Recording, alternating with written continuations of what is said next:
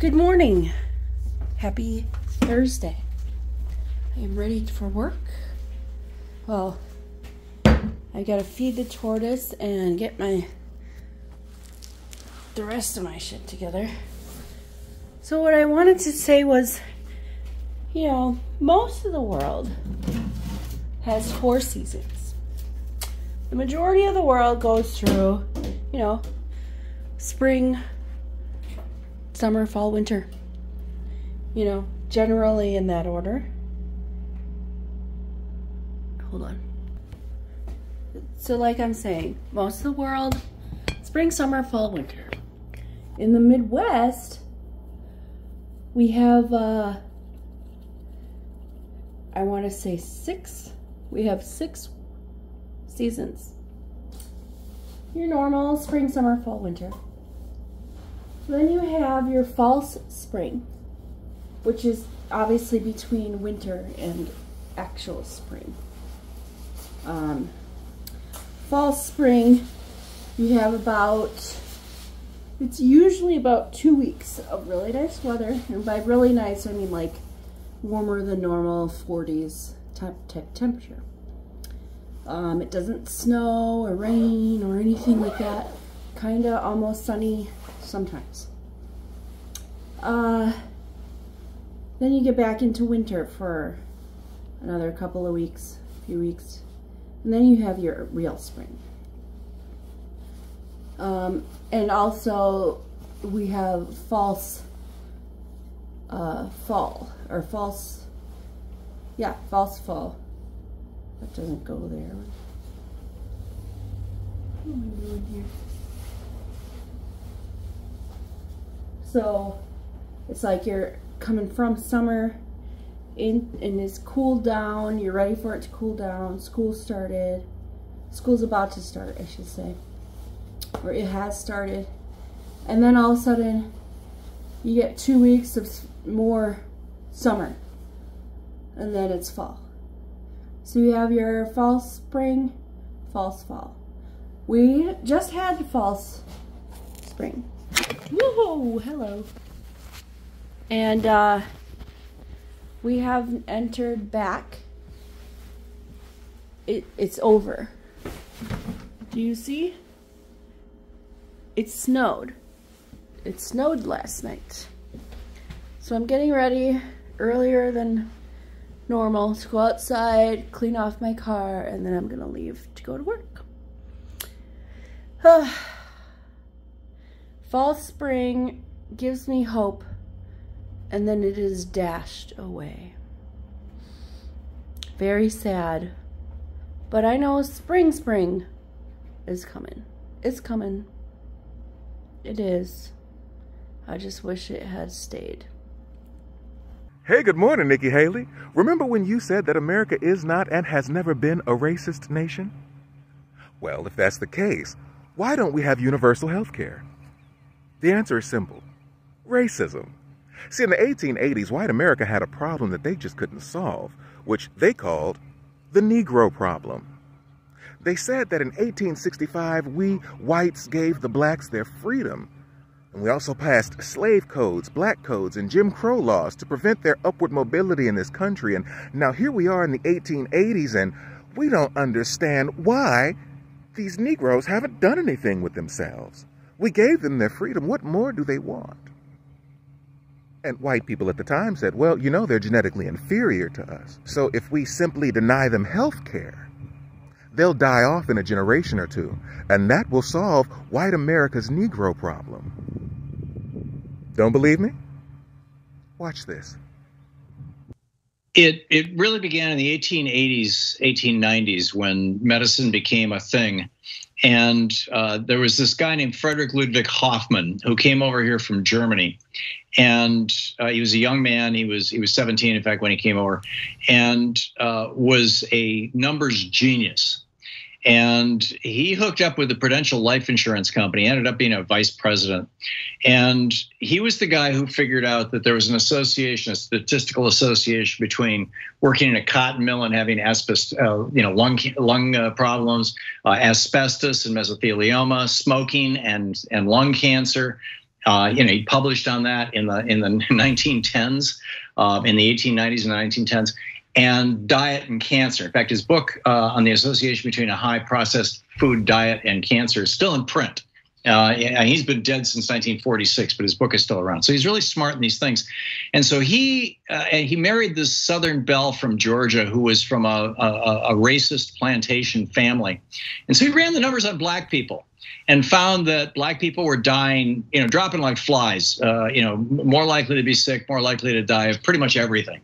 And concluded, which was the general consensus at the time among a lot of white people in the South, this is again in the 1890s, that black people were genetically inferior. And in 1896, he published a book called Race, Tendencies, and Traits of the American Negro, in which he lays out all the numbers, and then he concludes that if we simply avoided allowing black people to have any access to health care, that within 2 or 3 generations, the whole race would die out, and that would solve the race problem in America.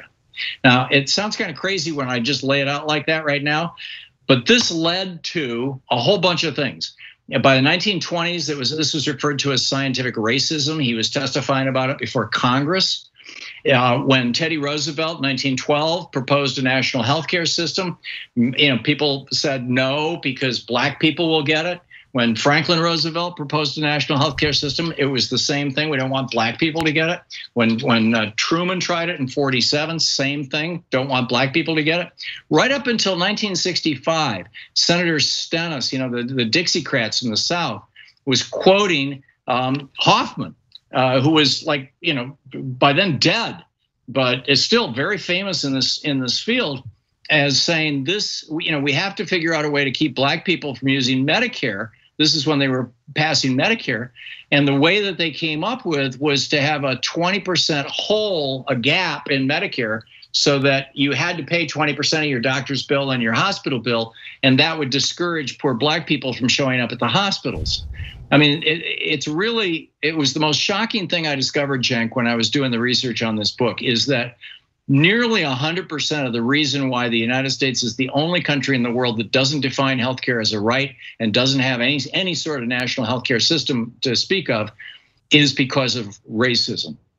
And that's why you've got 12 states that still haven't expanded Medicaid, right? Free health insurance for low-income people, all former slave states. One of those states is South Carolina, the state you currently govern. Matter of fact, you said as long as I'm the governor of South Carolina, we will not expand Medicaid on Obama's watch. We will not expand Medicaid ever. You also said that we fought the Affordable Care Act in South Carolina as much as we possibly could. We said no to the state exchanges. We said no to the Medicaid expansion. They just turned and set every state back with this bill that we knew wouldn't work. When it came to the Affordable Care Act, we just didn't say no, we said never. And we're going to keep on fighting until we get people like Senator Tim Scott and everybody else in Congress to defund the Affordable Care Act. You also said that you would end a disastrous health care program and replace it with reforms that lowered costs and actually let you keep your doctor. You vowed to never expand Medicaid coverage as long as you were the governor of South Carolina, which left millions of your constituents uninsured and forced them to pay crazy amounts of money out of pocket in order to receive the essential care they needed to survive. Why are you fighting so hard to ensure the people of South Carolina don't have access to adequate health care? Is it because you're afraid, like they were in the 1910s, 20s, 30s, 40s, 50s, and 60s, that black people would have access to affordable health care? Is that your fear? If so, Nikki Haley, that's racist.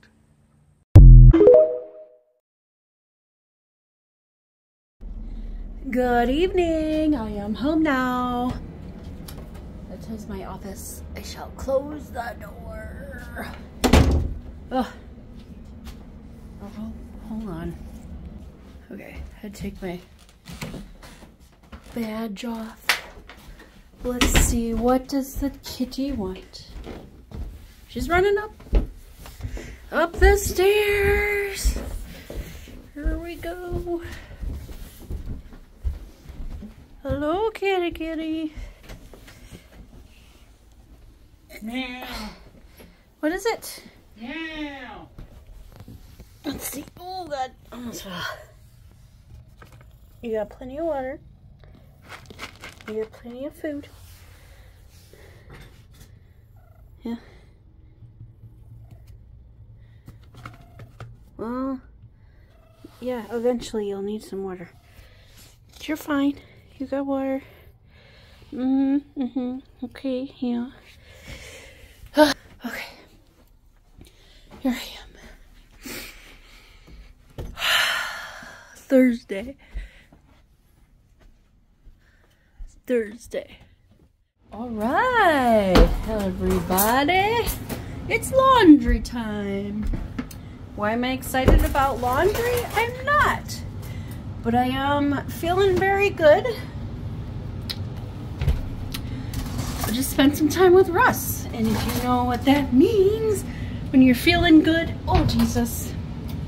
After spending time with your significant other, you know what I'm talking about. If you know, you know. Alright, laundry time. It's time to do laundry time. Alright, so,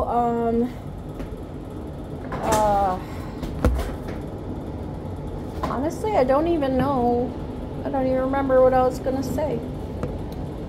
I guess it doesn't really matter. My furnace is running.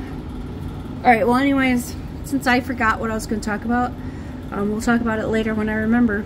So I'll see you later. My laundry has been done in the wash for probably an hour. I don't know because I didn't hear the timer go off. I have no idea what time I put it in at, but it's like 9:30 something right now, and I know it wasn't that late when I put it in. So I need to put it in the dryer before I go to bed. And it's bedtime right now. I'm watching a Brad Mondo episode. Brad Mondo, I would never follow his hair advice, but I like his reactions. They're entertaining to me. So I'll watch it, and then I'm gonna go to switch my laundry, and then I'm gonna go to bed. So tomorrow's Friday. Hey. So I'll see you tomorrow. Have a great night. Doodles.